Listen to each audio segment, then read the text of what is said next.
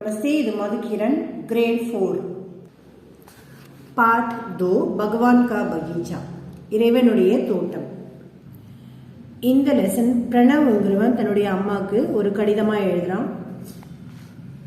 हम सभी सहपाठी आज एक ऐसे स्थान की यात्रा से लौटे हैं. நாங்க எல்லா கிளாஸ்மேட்ஸும் இன்னைக்கு ஒரு இடத்துல இருந்து திரும்பி வந்திருக்கோம்.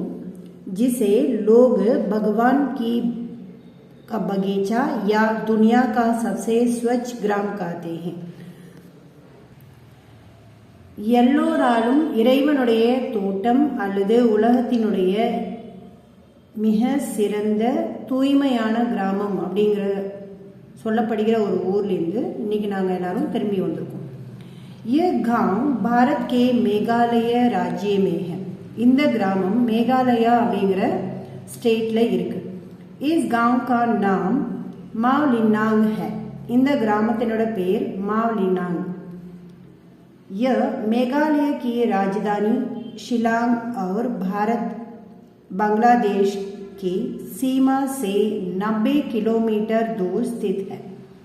இது மேகாலயாவினுடைய தலைநகரம் ஷிலாங் மற்றும் இந்தியாவினுடைய பங்களாதேஷ் லிமிட்ல இருந்து 90 किलोमीटर दूरத்தில் लोकेट आயிருக்கு. इसे 2003 में डिस्कवर इंडिया द्वारा एशिया के सबसे स्वच्छ गांव की उपाधि से सम्मानित किया गया था. இது 2003ல டிஸ்கவர் இந்தியா மூலமா ஏசியாவுடைய மிக சிறந்த தூய்மையான கிராமம் அப்படிங்கிற டைட்டிலால ஹானர் செய்யப்பட்ட ஒரு கிராமம் இது. அதாவது மரியாதை செய்யப்பட்ட ஒரு கிராமம். इस गांव की जनसंख्या लगभग 500 लोगों की है. இந்த கிராமத்தினுடைய பாப்புலேஷன் அப்ராக்சிமேட்டா ஒரு 500 பீப்புள் இருப்பாங்க. इस गांव में 95 खासी जनजातीय परिवार रहते हैं. இதில் இந்த கிராமத்தில் 95 ஸ்பெஷல் கேட்டகரியில் உள்ள ஃபேமிலிஸ் இருக்காங்க. स्वच्छता के कारण यहाँ किसी भी तरह के प्लास्टिक का इस्तेमाल नहीं होता. தூய்மையின் காரணமாக இங்க எந்த விதத்திலையுமே பிளாஸ்டிக்கை யூஸ் பண்றது கிடையாது. இஸ்தேமால் அப்படின்னா யூஸ். यहाँ की 100% आबादी साक्षर है. இங்க உள்ள எல்லா மக்களுமே 100% वेल एजुकेटेड लिटरेरी पीपल. ये गांव महिला सशक्तिकरण की मिसाल भी है. இங்க பெண்களுக்கு ஒரு சிறந்த ஒரு மதிப்பு கொடுக்கப்படுது, ஒரு பவர் கொடுக்கப்படுதுங்கிறதுக்கான உதாரணங்களும் இருக்கு. यहाँ पर बच्चों को माँ का सरनेम मिलता है. இங்க இருக்கிற குழந்தைங்களுக்கு அம்மாவினுடைய सरनेम இருக்கு. सरनेम அப்படின்னா பட்டப்பெயர். पैतृक संपत्ति माँ द्वारा घर की छोटी बेटी की दी जाती है. பைத்ருக் சம்பத்தி அப்படின்னா தந்தை வழி சொத்தானது அம்மா மூலமா சின்ன மகளுக்கு கொடுக்கப்படுகிறது. यहाँ सड़कों और सार्वजनिक स्थानों पर थूकना और धूम्रपान करना मना है. இங்க இருக்கிற ரோடு மற்றும் காமன் பிளேஸ்ல எச்சி துப்புறது மற்றும் சிகரெட் ஸ்மோக் பண்றது தடை செய்யப்பட்டிருக்கு. यहाँ हर जगह पक्के रास्ते, सौर ऊर्जा से प्रकाशित होने वाली गलियां और हर कोने में बांस के बने कचरादान भी है. सौर ऊर्जा அப்படின்னா சோலார் சிஸ்டம், பக்கே ராஸ்தே அப்படின்னா வந்து தார் ரோடு, பிரகாஷித் ஹோனே வாலி கலியா அப்படின்னா வந்து சோலார் சிஸ்டத்தால் பிரைட்டாக இருக்கிற அந்த ஸ்ட்ரீட்ஸ். और हर कोने में, कोने அப்படின்னா கார்னர், எல்லா மூலைகளிலும் बांस के बने कचरा दान भी है அப்படின்னா மூங்கிலால் ஆன डस्टबिन्सुம் இருக்கு. आवारा पशु तो क्या यहाँ की सड़कों पर पेड़ से घिरे पत्ते भी नजर नहीं आती. சுற்றி திரிகிற அந்த அனிமல்ஸ் இங்க கிடையாது. ரோட்ல இருக்கிற மரத்திலேருந்து விழுற அந்த இலைகளை கூட நம்ம இங்கே பார்க்க முடியாது. நஜர் நஹி ஆத்தானா பார்க்க முடியாது. कहा जाता है कि 1988 के आसपास इस गांव में भीषण महामारी का प्रकोप था. 1988 அக்கம் பக்கத்தில் இருக்கிற கிராமத்தில் இந்த அம்மை அப்படிங்கிற நோயால் பாதிக்கப்பட்டிருந்தது அப்படின்னு சொல்லப்படுது. इसका मुख्य कारण गंदगी था. இதனுடைய முக்கிய காரணம் வந்து அந்த பொல்யூட்டட் एनवायरनमेंट. इस समस्या से निपटने के लिए एक शिक्षण रिशोत कोंगुतोरम ने सभी को स्वच्छता के लिए जागरूक किया. இந்த பிரச்சனையிலேருந்து விடுதலை ஆகிறதுக்கும் விடுபடுறதுக்கும் ஒரு ஆசிரியர் ரிஷோத் கோங்குதோரம் அப்படிங்கிறவர் எல்லா தூய்மைக்கான அத்தனை அவேர்னஸையும் கொண்டு வந்தார்.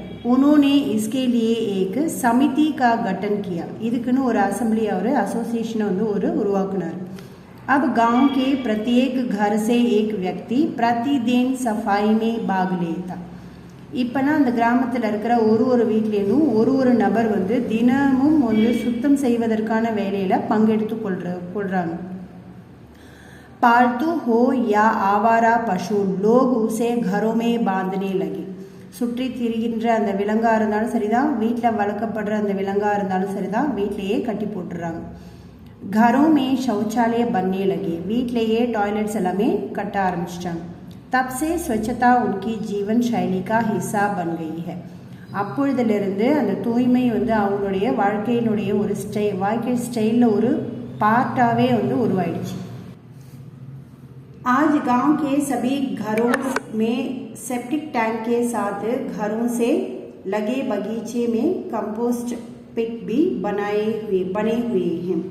இன்னைக்கு கிராமத்தில் எல்லா வீட்லேயும் செப்டிக் டேங்க் கூடவே தோட்டங்களில் வந்து அந்த ஆர்கானிக் உரக்குழிகள் வந்து கட்டியிருக்காங்க. सभी के लिए अनिवार्य है कि वे जैविक और अजैविक कचरे को अलग अलग रखें. ऑर्गेनिक इन अनऑर्गेनिक कुप्पைகளெல்லாம் தனித்தனியாக வச்சிடணும். जैविक कचरे को कंपोस्ट पिट में डालकर खाद बनाई जाती है जो खेतों में काम आती है. வயலில் போடுறதுக்கு உயிர் உரங்கள் எல்லாமே உருவாக்கி போட்டுடுறாங்க. वही अकार्बनिक कचरे को बांस के बॉक्स में इकट्ठा किया जाता है जिसे महीने में एक बार शिलांग रिसाइकिल के लिए भेजा जाता है. மூங்கில்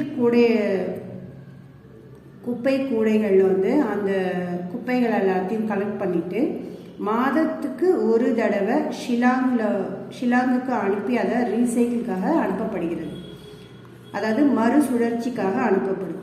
यहाँ के लोग कंक्रीट के बजाय बांस के घरों में रहना पसंद करते हैं. कंक्रीट के बजाय बांस அப்படின்னா வந்து இங்கே மூங்கிலால் ஆன இந்த மாதிரியான வீடுகளில் இருக்கிறதுக்கு மக்கள் வந்து விரும்புகிறாங்க, पसंद करते हैं. इस गांव का सबसे लोकप्रिय और खूबसूरत स्थान, இந்த கிராமத்திலேயே ரொம்ப உலகத்திலே ரொம்ப ஃபேமஸான மக்களால் எல்லாம் விரும்பப்படுகின்ற ஒரு பிளேஸ் இருக்குது அப்படின்னா அது द स्काई व्यू है. அது அந்த பிளேஸோட பேர் द स्काई व्यू जो बांस से बना 75 फीट ऊंचा टवर है. இது எல்லாமே வந்து மூங்கிலால் உருவாக்கப்பட்டது மற்றும் 75 ஃபீட் உயரத்தில் வந்து ஒரு டவராக இருக்குது. यहाँ से आप बांग्लादेश देख सकते हैं. இந்த டவர் மேலே ஏறி நின்னோம் அப்படின்னா நம்ம அந்த பங்களாதேஷை பார்க்க முடியும். माँ यदि पापा को फुर्सत मिले तो अगले वर्ष गर्मी की छुट्टियों में एक बार हम सब वहाँ चलेंगे. எப்பயாவது அப்பாவுக்கு ஃப்ரீ டைம் கிடச்சிது அப்படின்னா நம்ம நெக்ஸ்ட் வருஷம் சம்மர் ஹாலிடேஸில் ஒரு தடவை நம்ம அங்கே போகலாம். इस स्थान की यात्रा एक अमूल्य अनुभव प्रदान करती है. இந்த இடத்துக்கு பயணம் செய்தது ஒரு விலை மதிப்பில்லாத ஒரு அனுபவமாக இருக்கிறது.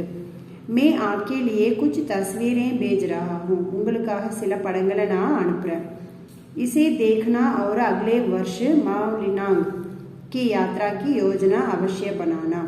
இதை பார்த்துட்டு அடுத்த வருஷம் மாவலினாங்குங்கிற ஒரு அந்த ஊருக்கு போகிறதுக்கான பயணத்துக்கான திட்டத்தை கண்டிப்பாக உருவாக்குங்க அப்படின்னு சொல்கிறோம்.